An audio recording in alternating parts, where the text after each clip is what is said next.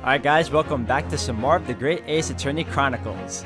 I especially like how almost every new chapter or every new scenario we're in, they always change the background of the menu. So here we are in a new trial, and we're gonna see how that goes. So with all that said, I hope you all continue to enjoy watching, and let's keep it going, guys. Alright guys, here we go. As you can see, the omnibus is pulled by 2 horses and can carry up to 8 passengers.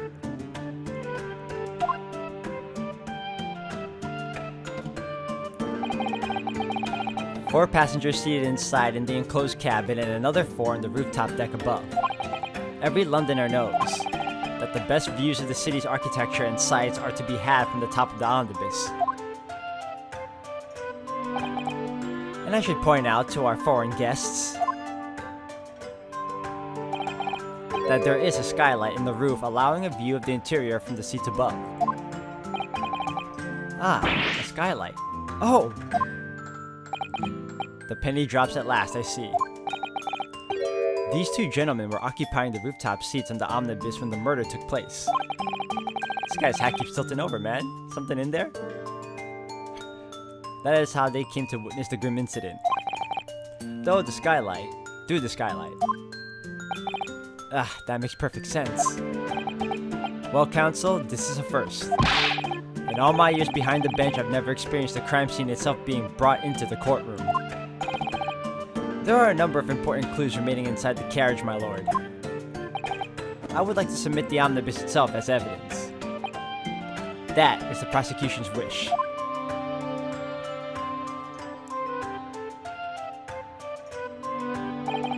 Very well, I see no reason why not. You know, I honestly wouldn't have guessed that was a wig he was wearing until he just shifted it. This omnibus hereby formally accepted as evidence. Alright, we got it. I can't believe it. The entire crime scene entered as evidence. Yes, Great Britain is simply extraordinary.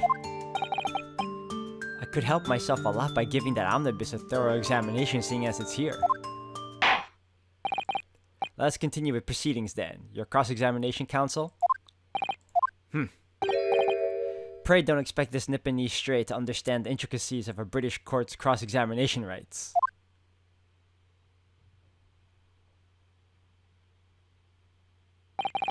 Alright, my first cross-examination in a British court. Focus, Vianosuke. Focus.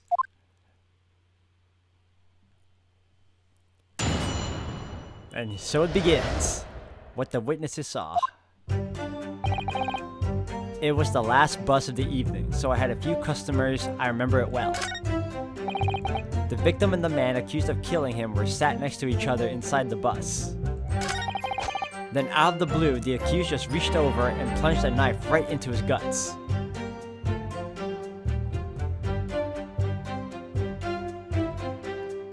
That seems a bit off. Hold on. Hold it! You actually saw the exact moment it happened? Didn't I already testify to that?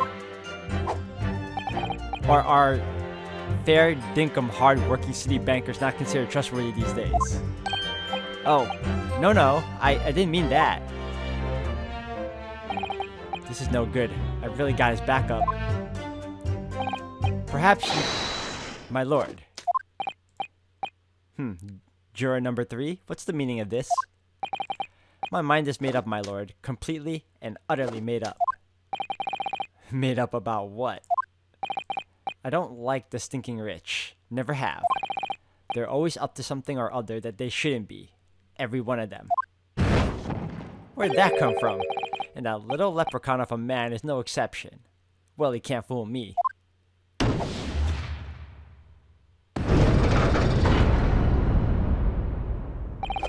There's no point wasting time listening to any more of this. That's my opinion on the matter anyway. That's precisely what I was about to say. As the foreman of the jury, it is my duty to set a good example to my fellow jurors.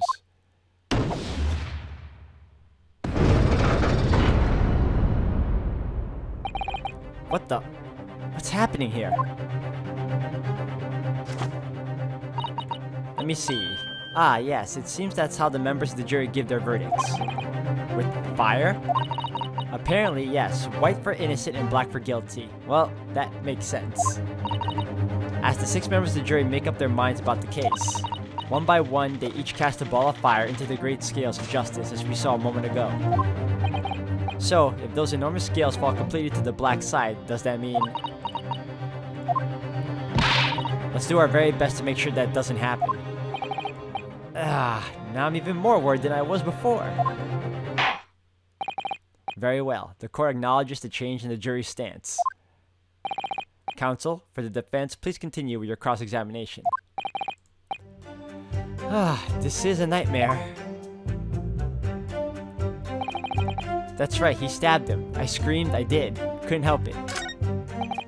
As soon as I heard the scream, I stopped my bus and then I saw it too. Alright, so when it happened, the only 2 people in the enclosed cabin area were the victim and the defendant. And, so help me, 3 whole people witnessed the man I'm trying to defend do the deed. I don't like to be pessimistic, but we do seem to be in a rather difficult situation here. What am I supposed to think here? Is Mr. McGilder really innocent? Or could it be... Before we jump to conclusions, our first task should be to gather information.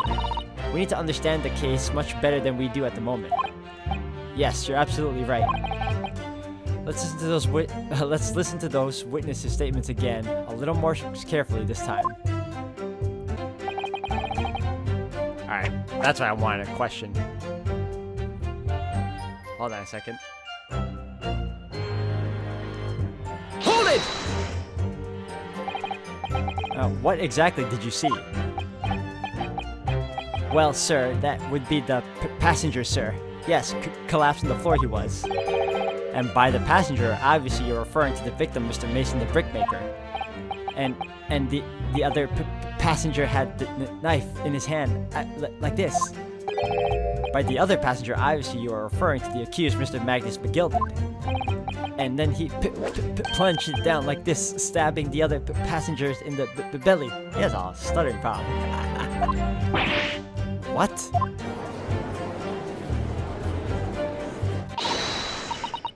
My lord, if you'll forgive the interruption. Juror number 2, go on. Mr. McGilden is a pillar of society and a gentleman's word should be sacrosanct. However, those of us in service know we must accept hard truths. Wait, what are you... Dispose of the rubbish.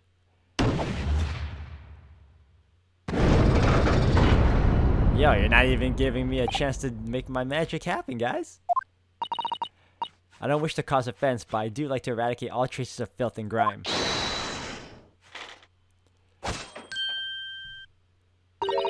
I have painstakingly typed every word uttered here today and cross-referenced all the facts. As such, I am now in a position to draw the only logical conclusion. I don't think so.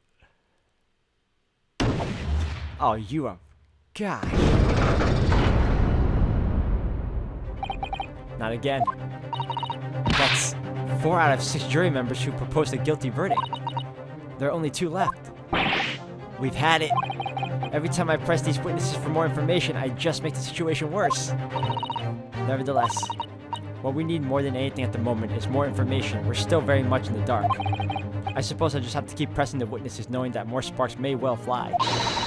We mustn't give up hope that we'll uncover something that will give us a way to fight back. But...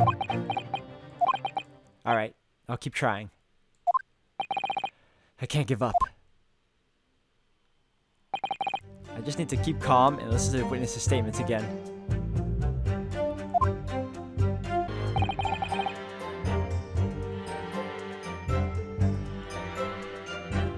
Hold it!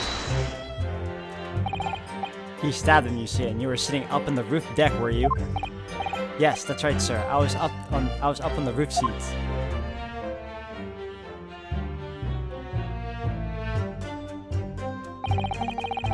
I remember seeing the little gent sitting next to the fellow that was stabbed.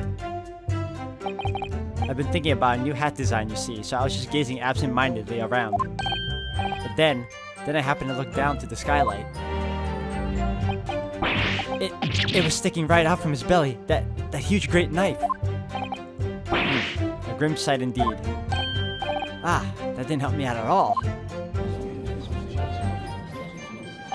This isn't helping my case at all. The jury looks like they're even more convinced my client did it than they were before.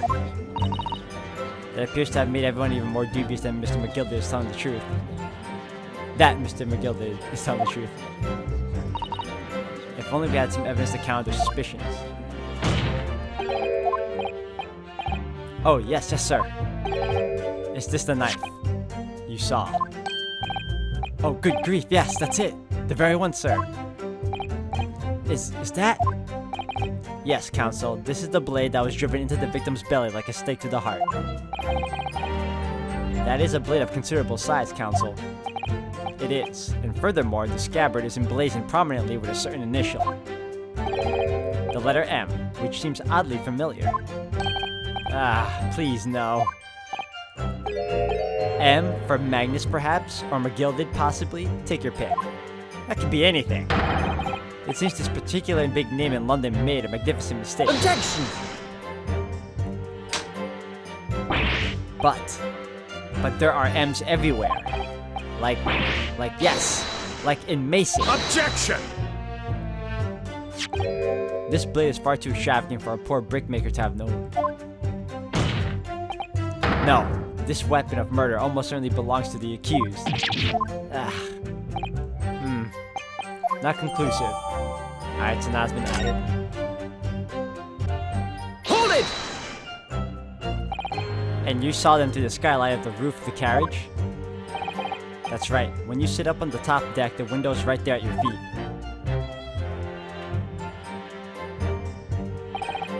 There was a lamp on the inside, so I had a pretty good view.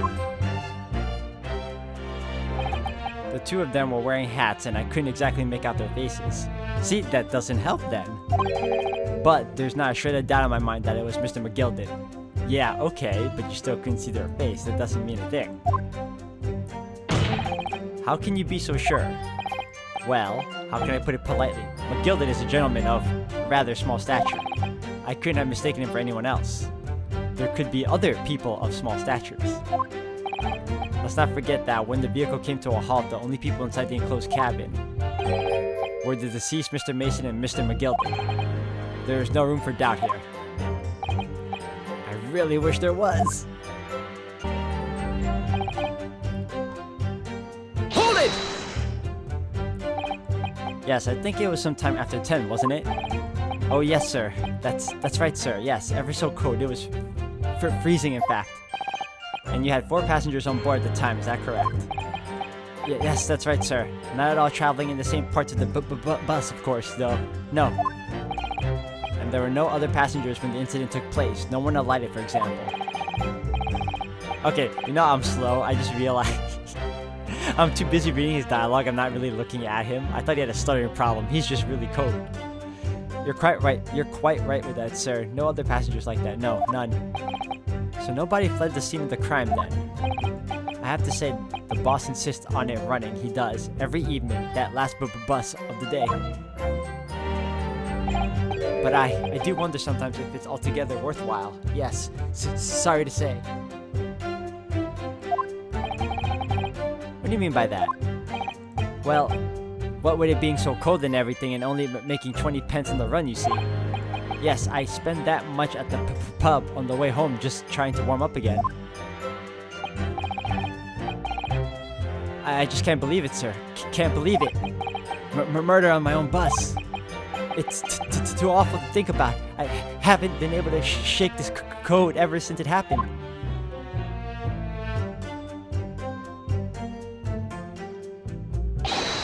My lord, I wish to speak. Yes, juror number 5. Do I take that you too?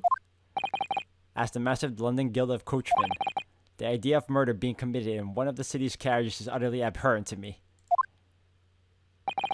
It wouldn't be right to make a decision before hearing all the facts, though, I said to myself. Oh, thank you, someone reasonable. Oh my gosh. But I've heard enough now. The horse has bolted, as they say. Why? No, please! Gee up now, Silver Blaze. The finish is in sight.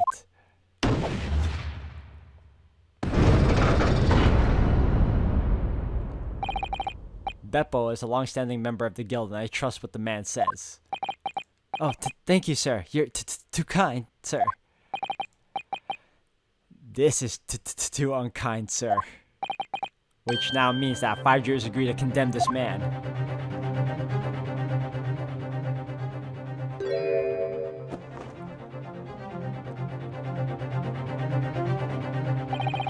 All we got is the nice old lady. Madam Juror number 6? Yes, dear. What can I do for you? You have heard the testimonies of the witnesses in the stand. Oh yes, I certainly have. Still got my hearing, you know. Then pray tell, why are you yet to pronounce your leaning? Well, dear, the thing is, I'm a creature of habit, me. I always go to the park at around the time of day and sit on a nice bench and get on with my knitting. There's a lovely little park just near where I live, McGilded Park it's called. The gentleman donated it to the city, you know, to put a smile on Londoners' faces, he said. I can't imagine such a fine young gentleman would have it in him to take another man's life. He's always doing wonderful things for the city. That's right, a man like that wouldn't stab someone, surely. Mother, may we go to the McGilded Public Library later and borrow some more books? How many Londoners live with their heads in the clouds? Do you people not know? What kind of man Magnus McGilded really is? What kind of man is he? The philanthropist Magnus McGilded has enough wealth to purchase the entire city he claims to value so highly. But where did all that wealth come from?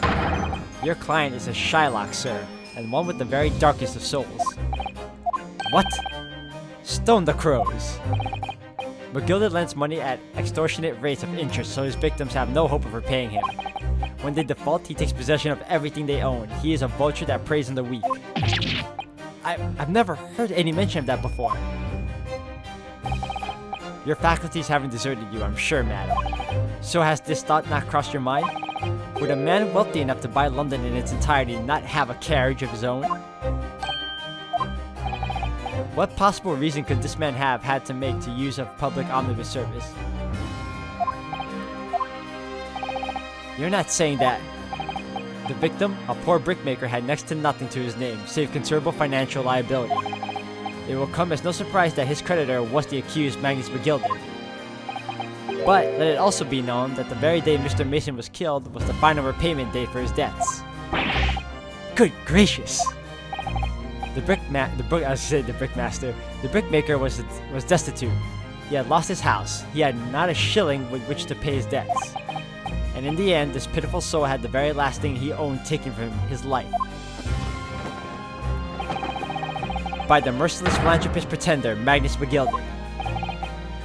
I don't believe it. Hold it! If I might add something briefly, Mr. Sato. You claim that the victim had been lent money by Mr. McGilded. But where is the evidence to support your claim?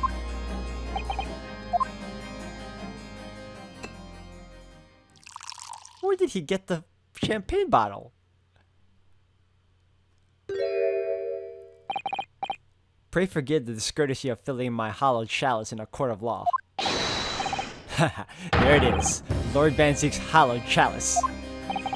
How can this be considered acceptable? But I find myself in an unexpectedly good humor. I had heard ladies from the Far East could show great courage, but I didn't expect to experience it myself. As a judicial assistant to the defense, I am simply doing my job. What a pity that your display of courage is in vain. This is the debtor's ledger, which details all monies loaned by the accused. You will find the victim's name clearly recorded inside. Oh. Allow me to present the ledger as evidence. And pray forgive the discourtesy of raising my chalice and a toast to the enigmatic East at the same time. A marvelous toast, counsel. I will gladly accept this new evidence. I feel this whole thing is one-sided right now. Oh, man. Ah, yes, 20 Guinness. The victim owned a considerable sum, and the accused made quite certain he had ample recompense. Well, it would seem my I've had the wool pulled over my eyes.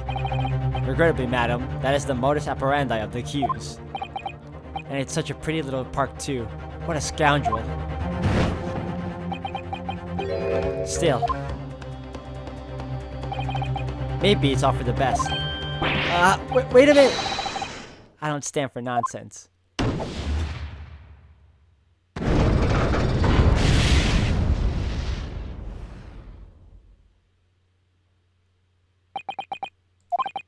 That was it. The last juror's decision.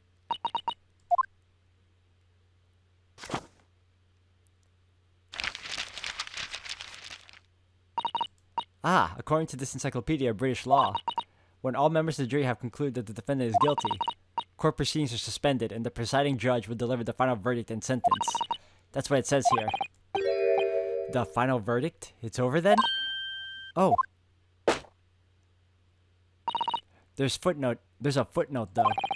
A footnote. However, the defense. All 6 members of the jury are now in agreement in this case.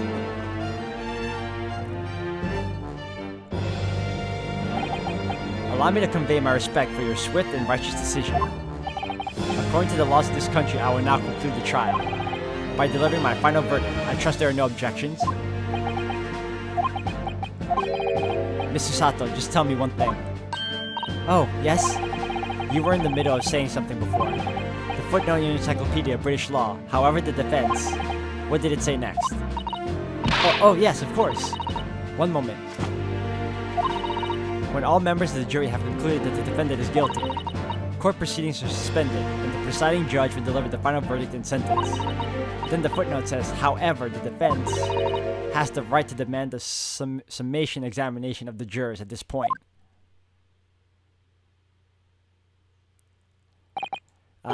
Summation examination? Objection! A summation examination? From which century has that tome you have there been resurrected?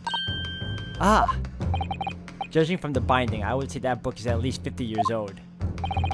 Any modern text on British law wouldn't even give such an antiquated procedure a mention. It's a relic, long forgotten and certainly no longer practiced. So you're out of luck. Oh.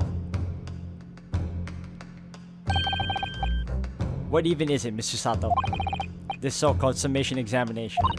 Oh, one moment and I'll read about it.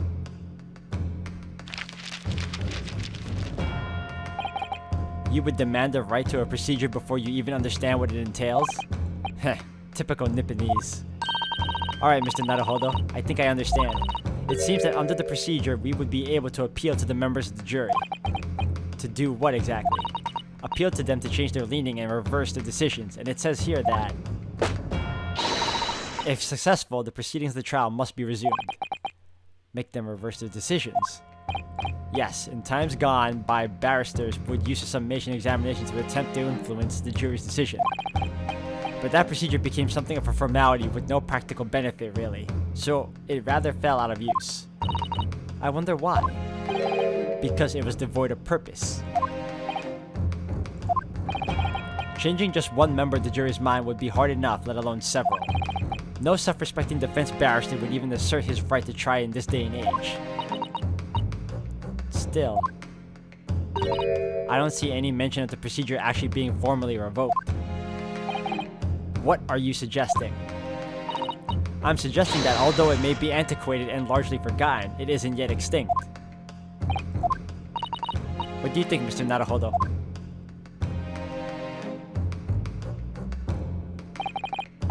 A summation examination. Our last possible option. Do we assert our right to carry it out or admit defeat? Of course we're gonna assert. Let's do it. The defense wished to assert its right to a summation examination, my lord. Objection! London is the capital city of the most powerful nation on earth. We have a duty to the world to exemplify the very high standards of judicial procedure. Summation examinations are an embarrassment that should remain buried. Objection! But if it's our right, it's our right. I believe it could prove vital in this trial. The defense petition is perfectly valid. The court will proceed with the summation examination. Woo! This is madness. Foreman, are you and the remainder of the jury ready? Well, I'm not, There was no mention of this in the letter I received, you see, so... Why are you sweating, bro? All members of the jury will be asked to explain on what grounds they have reached their decision. On what grounds? You must all justify your decisions and explain why you believe the defendant to be guilty. Well, my lord, you're rather putting us on the spot. Why are you... He's sweating profusely, dude. If you're so sure of what you're... Let's just keep going. This is most irregular. No mention was made on this before. I don't really hold with all this justifying lark. That seems to have thrown out the jurors off. It seems none of them have experienced this before. Alright then, the summation examination. A defense procedure no practicing lawyer has attempted for years, is it? Well, just maybe. It might be the opportunity we've been looking for, to turn this trial around. So be it then. Ladies and gentlemen of the jury, the court hereby calls upon you to state the grounds in which you find the defendant Magnus McGilded guilty of this most serious crime.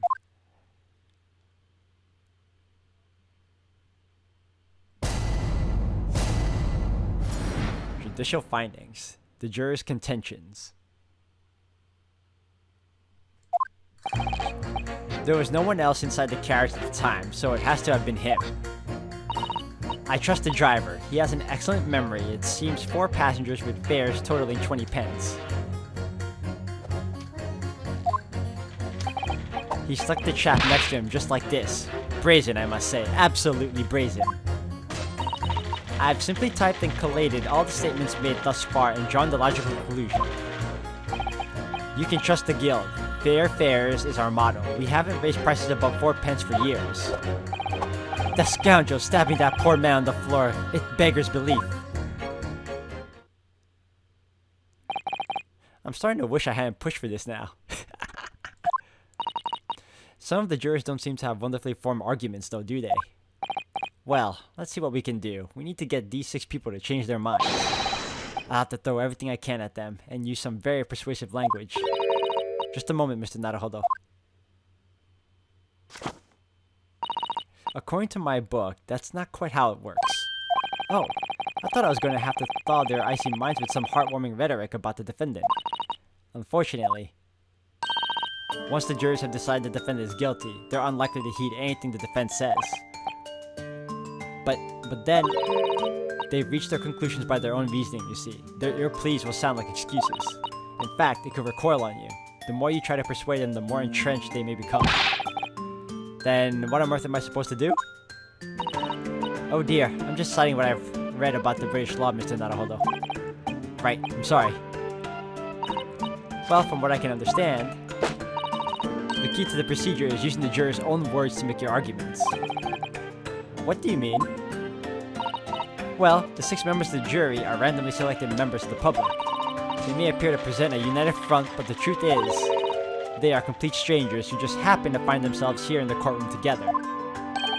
And that's the way to break them down, you mean? Yes, exactly. We must listen very carefully to what each member of the jury says, and see if we can identify any contradictory statements. If we can then contrast the statements and pit the corresponding jurors against each other.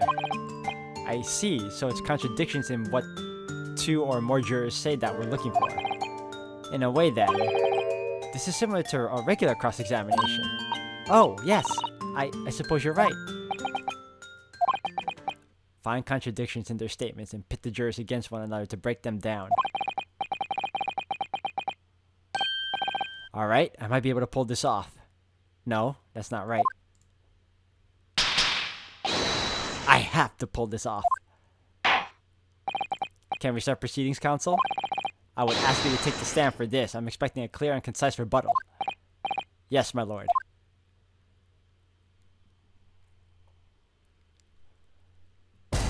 Jury examinations. The defense rebuttal. Alright. There are no one else inside the carriage at the time, so it has to have been him.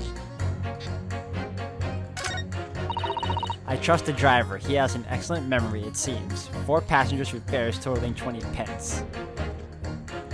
That is... See, my thing with this is... How do you know the driver? You said you trust him. Alright, I'm gonna take a shot at this. Hold on. 4 passengers with fares totaling 20 pence. Alright, well... There was no one else inside the carriage at the time, so it has to have been him. And then...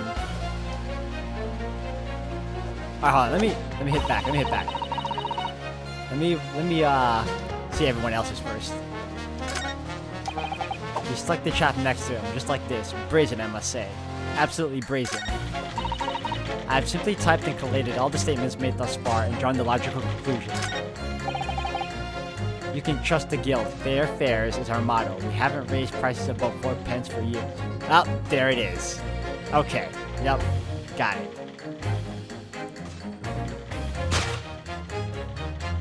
Alright, and...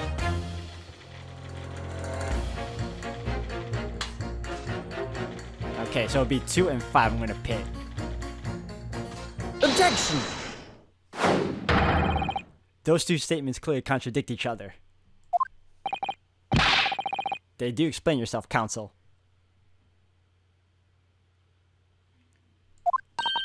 Me? Oh dear, what have I said? I swear on Silver Blaze's maiden name, I haven't the first idea what you're talking about. According to the group testimony we've heard so far, there were 4 passengers in the omnibus on the night of question. And according to the coachman, Mr. Beppo, he took 20 pence in fares. Quite right, I have those precise details typed neatly here in front of me. And juror number 5 also told us the following. The fare for the omnibus is always 4 pence. That it is, a fair and convenient single price, just the way London's carriages should be operated. But that doesn't add up at all. In fact, it leaves a glaring discrepancy in the facts. Why, man, why? 4 passengers paying 4 pence each. If you do the multiplication, it would be 16 pence. Exactly. As I said, it doesn't add up. The figures are different. By 4 pence, in fact. Or precisely 1 person's fare.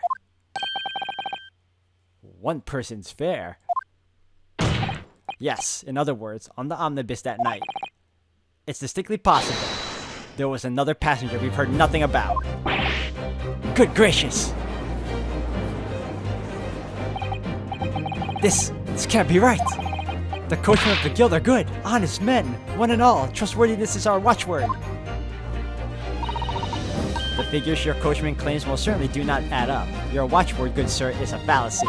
I beg your pardon? Mr. Guildmaster, I think you ought to consider that if this trial were to end now, the news will surely spread all over London. The news that one of your coachmen tried to hide the fact that he lets nefarious characters ride his omnibus. Alright then, how do I make it so this miserable trial doesn't end,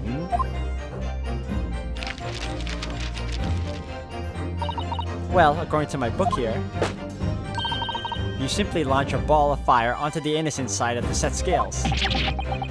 Now hold your horses there, coachman. We were all in agreement. Wait till I get my hands on you, Beppo. Oh. Boom. Oh, okay. Semi-saved. This is very irritating. Begging your pardon, sir, I'm going to do the same.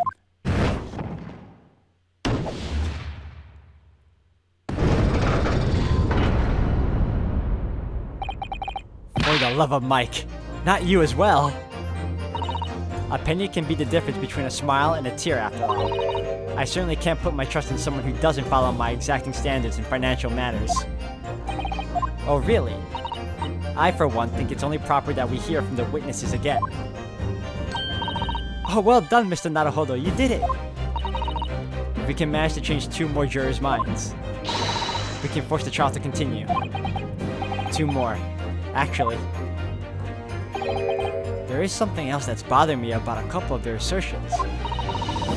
then that's where you must strike next.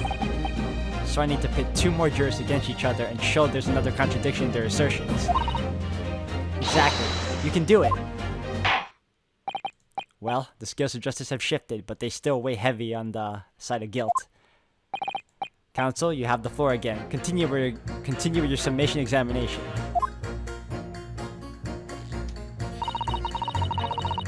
Alright guys, I'm gonna have to end the video here for today.